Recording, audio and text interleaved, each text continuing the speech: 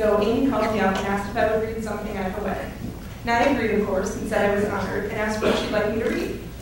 As popular as that letter from 1 Corinthians is, I figured it was probably not on the agenda for today. Love is patient, love is kind. Those are pleasant, valid sentiments, of course, but we've all heard them many times over, and Amy and Mark are not two people to bow to convention as a general rule. Then she said she'd actually like me to write something to read today. Now, most of you don't know me, so I'll fill you in and tell you that I am not any sort of expert on love or marriage. I have very few words of wisdom, from experience anyway, to offer a couple starting a new life together. So I wasn't sure exactly what I should talk about today. But then I started thinking about exactly where we are, and not just why we're here. And naturally, I started to think about movies. I've often wondered whether art really imitates life, or if it's the other way around. If we search for the things we search for because movies have told us to, the sweeping romances and the easy resolutions, or if movie producers are just trying to capture for us on the big screen something real and true, that indescribable thing called love, that lucky people like Amy and Mark have actually found in real life.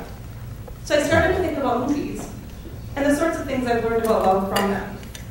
After all, movies offer us plenty of wisdom and advice about love. They've taught me that sometimes you find love when you least expect it. Like when you're a nun in training, working as a governess for a retired naval captain, and you suddenly find yourself edging off the Baroness after dressing his 7 children to grapes and teaching them to sing.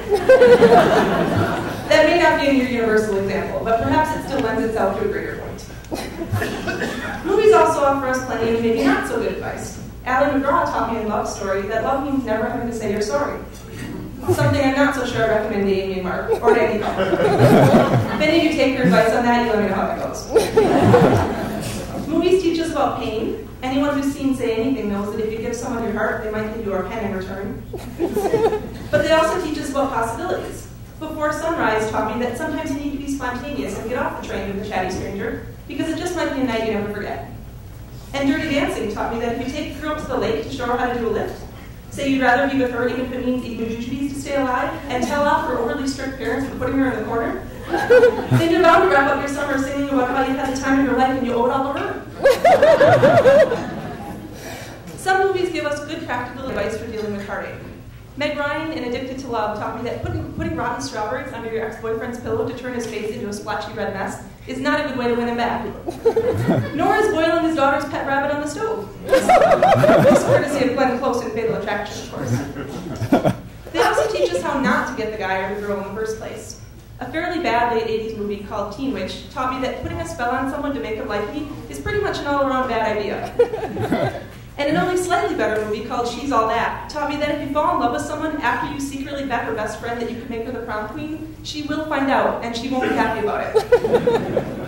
And Patrick Dempsey taught me in Can't Buy Me Love that, well, you can't buy yourself love, though you might end up finding it unexpectedly after attempting to pay for it anyway. Oh, and also that you shouldn't overlook the curly-haired nerdy guy, because one day he might end up being the McDreamiest doctor at Seattle Grace.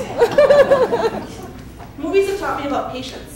In Field of Dreams, I learned that sometimes you need to let your crazy husband, who thinks he's seeing dead baseball players, cut down all your corn and build a baseball field in your backyard.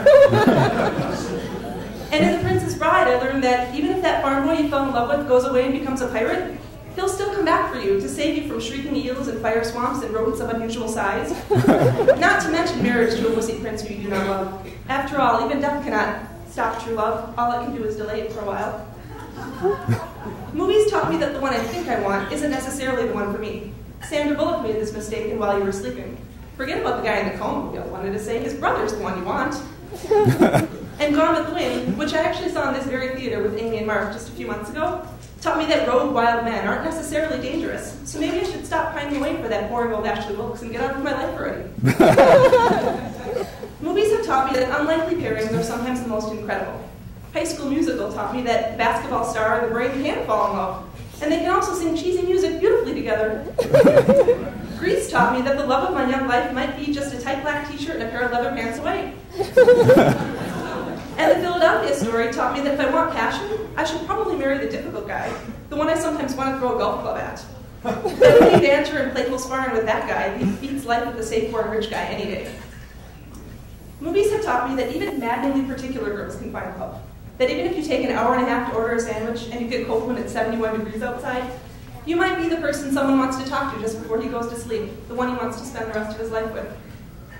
But perhaps most importantly, a relatively relatively obscure little movie called Room for an Insomniac taught me that there are far too many mediocre things in life to deal with, and love shouldn't be one of them. That anything less than mad, passionate, extraordinary love is a waste of your time. Which basically means that what I've learned about love from the movies is this.